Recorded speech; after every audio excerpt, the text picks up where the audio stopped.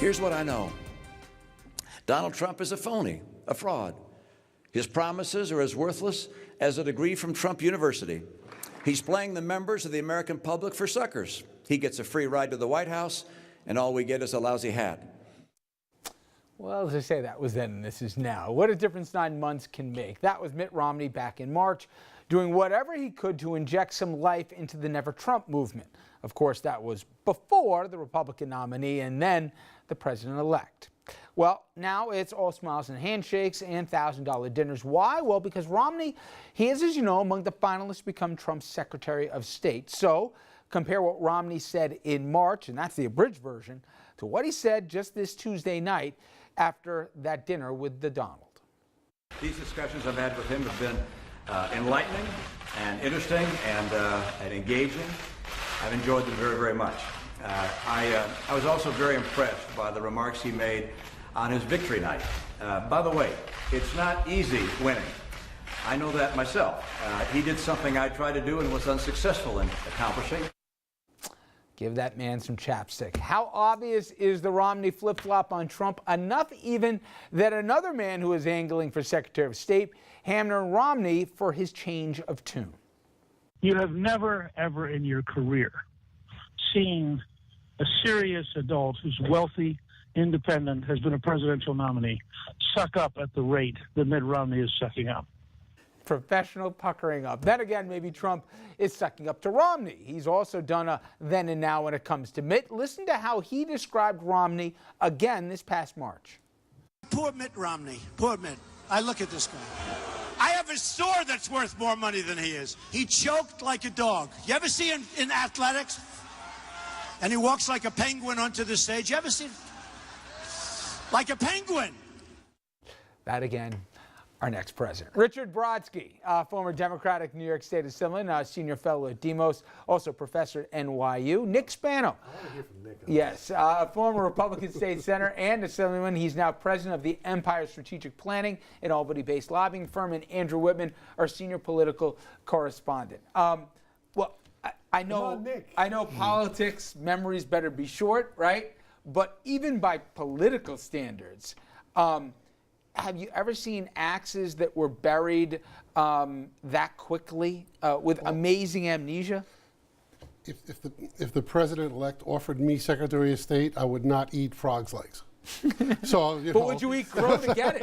No, but would you eat that amount of crow to get it? You know, it's funny to watch. It really is funny to watch. It's an evolution. Everyone needs to get together. Everybody loves each other. You move forward. Nick, that's it. Real. That's what it is. Get real. I still wouldn't eat frogs. Well, you know, you were in some tough political races. I mean, some tough ones and angry ones. And you would talk like this after a race? Actually, yes. There are plenty of times I forgot who I was dealing with. when we have tough races. You know, this is me, not you. After tough races, you have to come together and work together. But is there, Richard, a level? They're human beings at the end. Hey, listen, we saw Ted Cruz, go hat in hand into the Trump Tower, and he made fun. Did Trump about his wife? He said his father was responsible for the assassination of John Kennedy. This is different. This is not just everybody had a little fight. We're going to get together, Nick. The things that were said was so personal. He choked like a dog. And he walks like a penguin. He walks like a penguin. That's not eating crow. And by the way, Trump always usually gives much worse than he gets.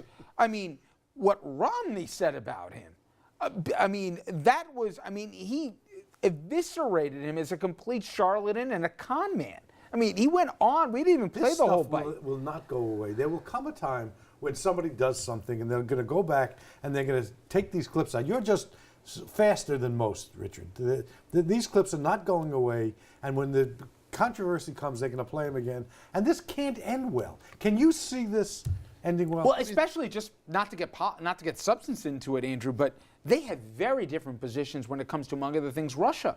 And Romney made it clear that cozying up to Putin and the rest here was against America's self-interest. He would be Secretary of State. They have real daylight between the two. That may be Romney's strongest selling point on why he should be Secretary of State, is the comments that he made in the 12 cycle about Russia, when most of the political establishment looked at him and said, what are you living in 1960 or 1962? It's not, Russia's not the biggest enemy that we have out there. And it turned out that he was somewhat prescient in the way that he viewed Russia as a potential adversary. Yeah, that's a huge area of conflict for Romney if he takes Secretary of State, and Trump, who seems to go a lot more gentle on Vladimir Putin. He's dragging out these 4 names here, obviously Romney, but also Rudy, who has lobbied as publicly as I've seen anyone for a cabinet level position. General Petraeus is also mentioned in there, Senator Corker as well. I gotta think, given how public the courting of Romney's been, he brings Romney and his wife out for a second meeting.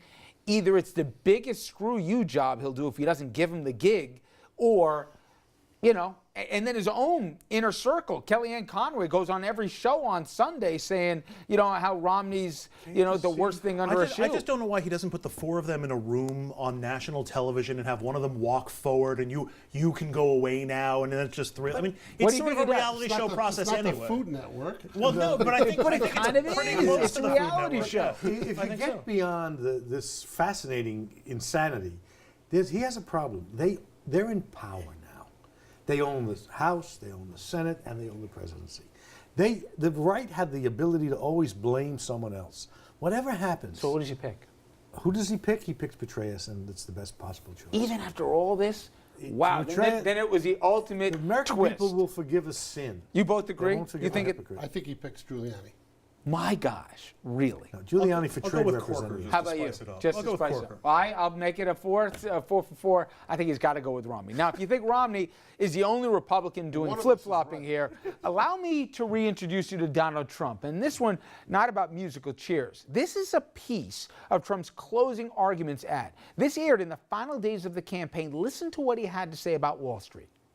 The establishment has trillions of dollars at stake in this election. For those who control the levers of power in Washington, and for the global special interest, they partner with these people that don't have your good in mind.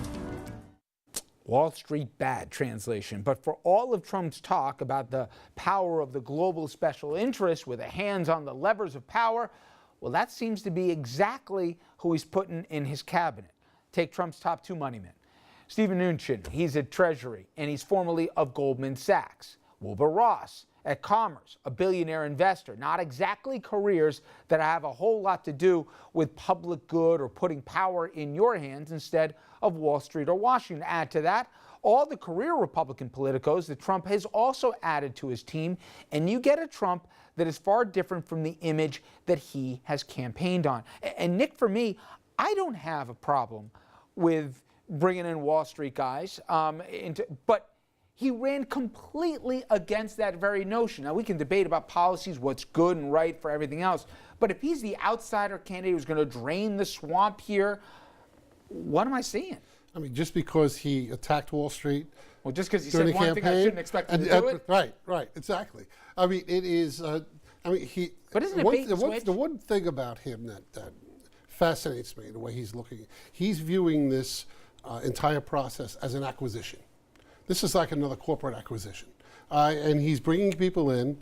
He really doesn't care about the process in terms of who he's going to get aggravated at him. And that's Donald Trump. Okay, but he's going to bring. So he's going to. If He's bringing Mitt Romney in. I get it. Really gets a lot of people. But if he's going to do, aggravated to at your analogy, a hostile takeover, Andrew, right? He still had to convince the board that he had a better plan here for the company under his stewardship than the previous director or the alternative, which would have been Hillary Clinton. I'm not so sure the public's going to care at the end of the day. Maybe it's just me railing about this. But if you said that I'm for you, Joe Sixpack, and now I'm bringing Walter Ross, who, if you bother to look at what Ross actually had to do, a whole lot of mortgages, he had his fingerprints on, and so did Mnuchin over at Goldman Sachs, that a whole lot of people got foreclosures on at the end of the day. Does that matter, though, to the public? I think the metaphor is actually not of acquisitions, but of a salesman. Trump's a terrific salesman. He sold enough voters on his campaign and got himself elected. And even after he makes appointments that are somewhat contradictory to the positions that he's established, it's all about the salesmanship after the fact. And that's what's going to be, I think, the highlight of the Trump administration. Well, the policies that have put into place may be absolutely the opposite of what he campaigned on, but he'll sell them as being, as playing for Main Street and putting Main Street above Wall Street. Let me ask you, Richard, a specific question. If he, and certainly there's people on the left who've been saying that corporate taxes at 35% are not competitive on a global scale. If he reduces it 12, 13%, whatever, and you actually get real repatriation funds that come into the country, if he actually, changes some rules in terms of certainly crunching down on some of the VC guys, or more specifically, some of the hedge fund guys with carried interest in the rest.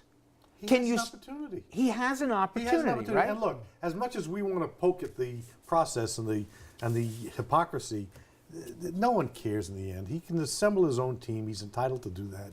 And it makes some sense to bring in people. But let me ask you what they've said, though, Richard. What he does will matter. Take specifically Mnuchin says, hey, listen, all this talk, because remember Trump was going to take the tax rates here and cut it down for everybody. He said, I'm for you, the middle class. Make any decisions. No, They're not that all he's going to gonna make a be made by decision. But Trump. what his position that he laid out was, hey, listen, you misheard me. Tax rates, they may go down in terms of how the new brackets work here, but I'm going to eliminate a whole ton of exemptions for the top earners in this country. They're going to pay the same taxes they do now. Do you buy that at all? Well, you know what?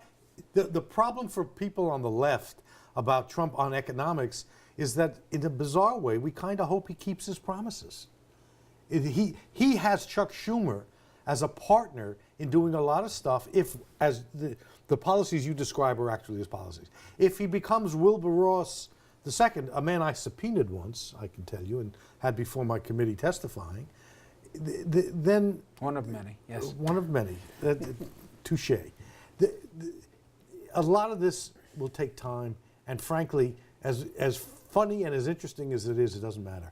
Well, Trump is going to have to make some fundamental economic decisions. That's what's going to. But Nick, here's my question to you. I don't know the answer to this question. Do you think he's making it up as he goes along? I think he thinks this stuff out.